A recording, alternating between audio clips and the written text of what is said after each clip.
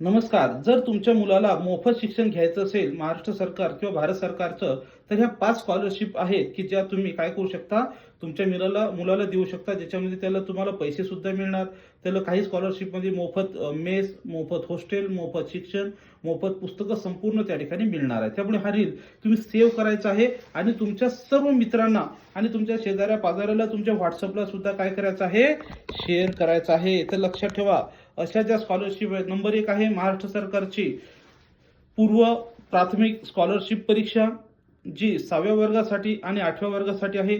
नंतर आहे जवाहर नवोदय विद्यालयाची 6व्या वर्गासाठी आणि 9व्या वर्गासाठीची स्कॉलरशिप परीक्षा, ज्याच्यामध्ये तुम्हाला राहणं फाहणं सर्व फ्रीच असतं. नंतर आहे कस्तुरबा गांधी विद्यालय, त्याच्यामध्ये सुद्धा राहणं आणि खाणं पिणं सर्व त्या ठिकाणी मोफत आहे. तसंच आदिवासी विद्यार्थ्यांसाठी एकलव्य शाळा ह्या सुद्धा या ठिकाणी काय मोफत असतात.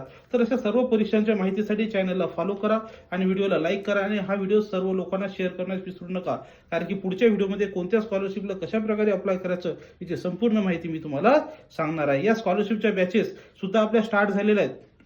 ह्या बॅचेस जॉईन करण्यासाठी तुम्ही आत्ताच 80 10 45 77 या नंबरवर संपर्क करून बॅचेस जॉईन करून घ्या आणि तुमच्या मुलाला आजच अधिकारी बनवा. थँक्यू.